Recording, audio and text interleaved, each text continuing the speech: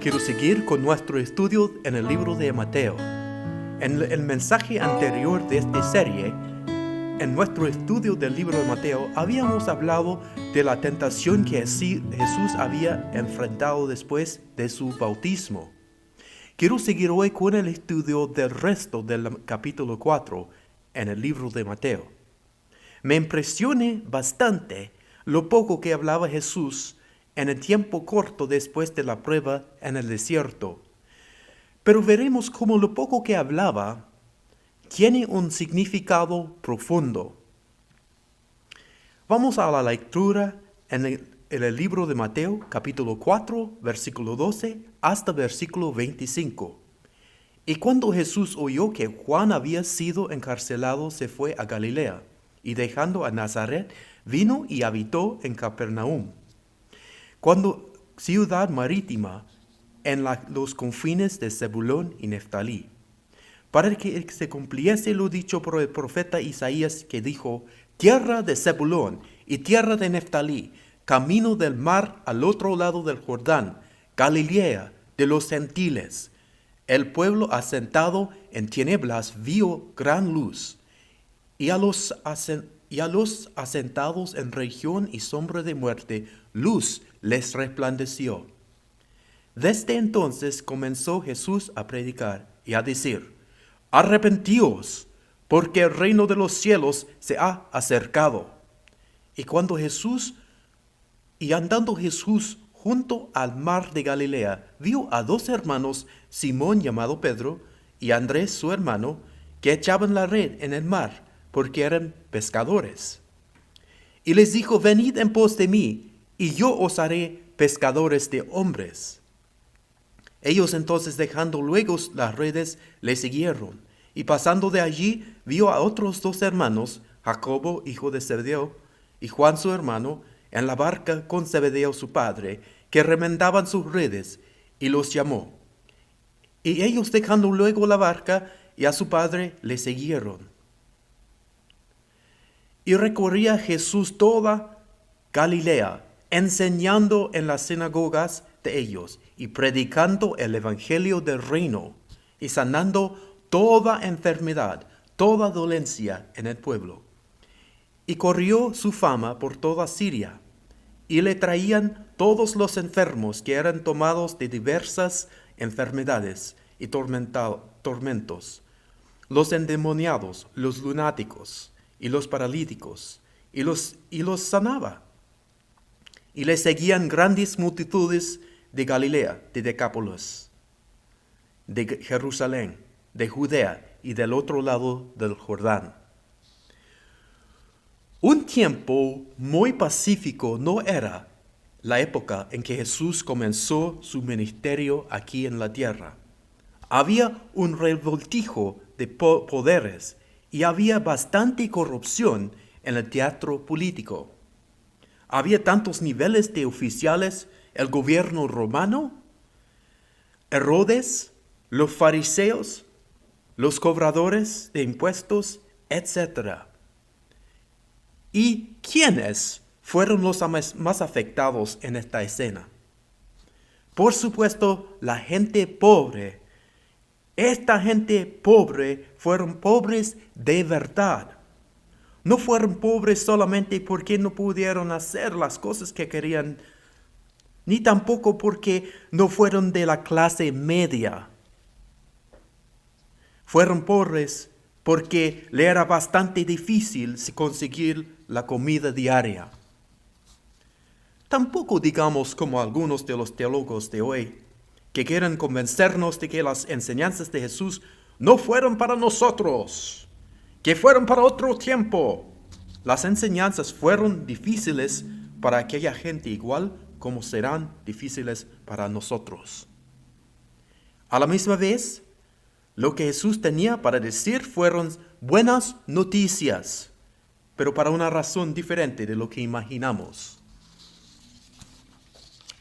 Ahora que Jesús había pasado con buenas marcas la prueba que Dios le había dado, estaba por comenzar su ministerio. ¿Cuáles fueron las declaraciones importantes que Jesús hizo al principio? agarren las armas que pueden y comenzamos una revolución. ¿Es eso lo que hablaba?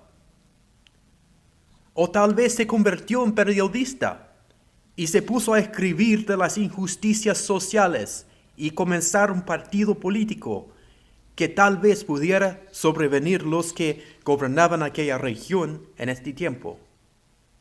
¿Es lo que hacía Jesús?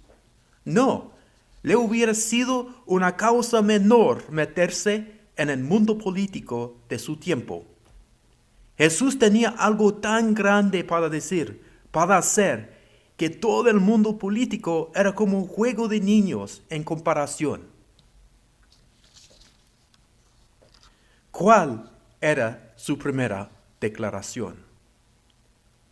Arrepentíos, porque el reino de los cielos se ha acercado.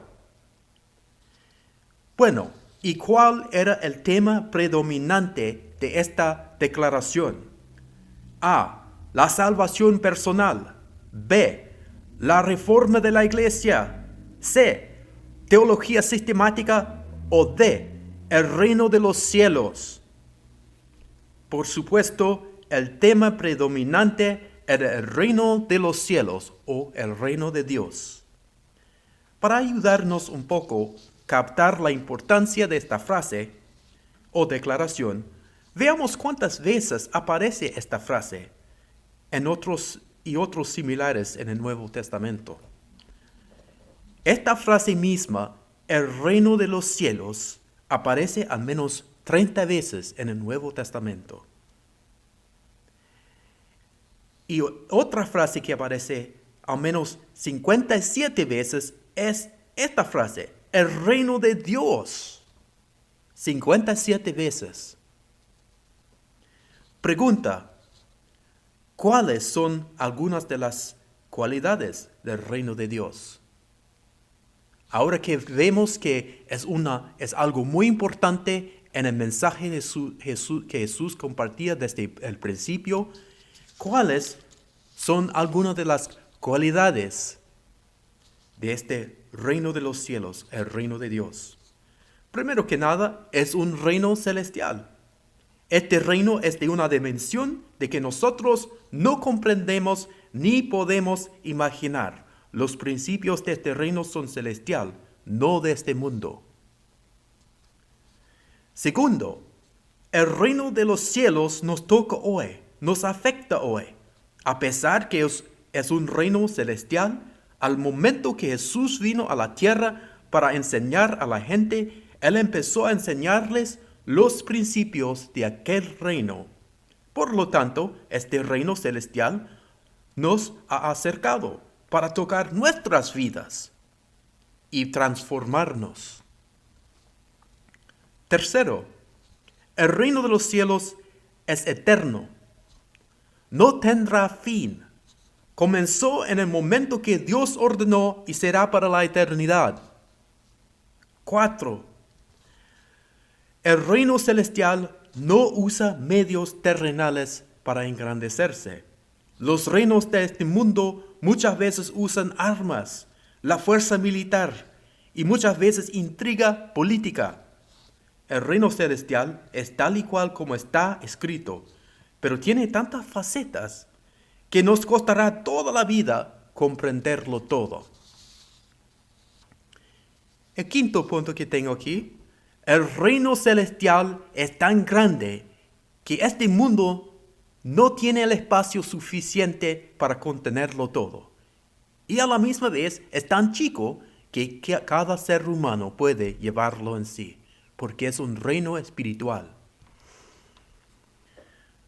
Y el sexto punto, es un reino espiritual con ramificaciones espirituales y visibles. Afecta a todo. Se nota a los ciudadanos de este reino porque no se interesa mucho las cosas terrenales. Tienen una vista para lo espiritual y una fe en lo eterno. Ahora, ¿por qué estamos hablando de las cualidades de este reino? Para varias razones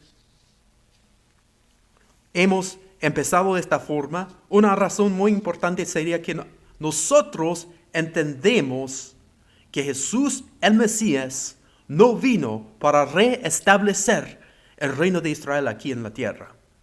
Él vino para comenzar el reino de Dios, el reino celestial, lo cual consiste de todas las nacionalidades, tribus e idiomas.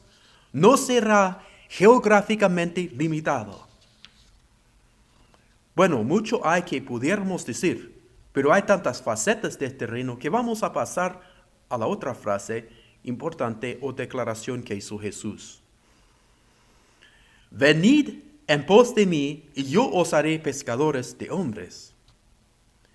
En vez de recorrerse por todo el mundo enseñando a toda la gente, Jesús escogió 12 discípulos para acompañarle y aprender por sí mismo los principios del reino celestial.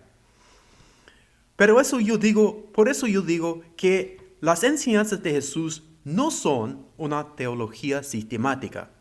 Son cosas que uno solamente aprenda por el aprendizaje y la práctica personal.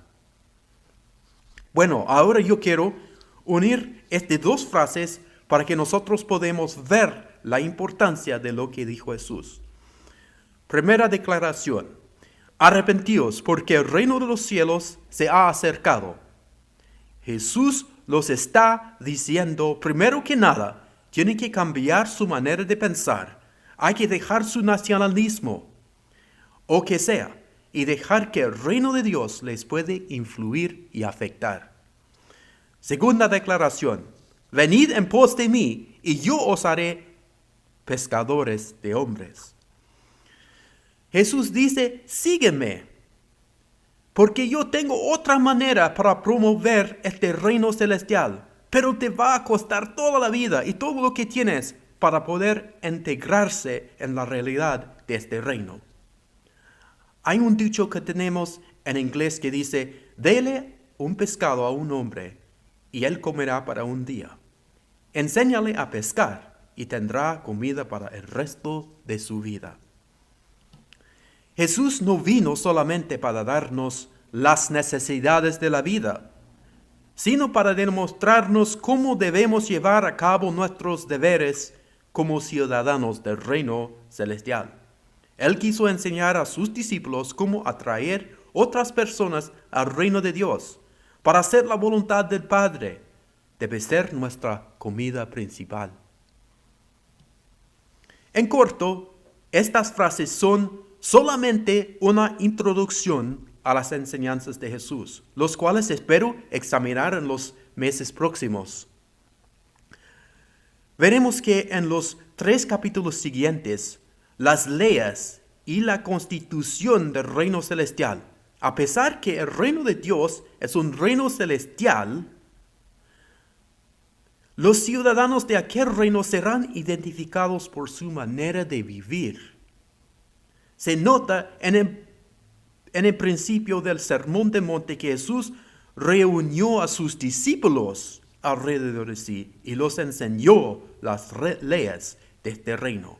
Como había dicho antes, el cristianismo se aprende por medio de un aprendizaje, o sea, por medio de ser discipulado por Jesús.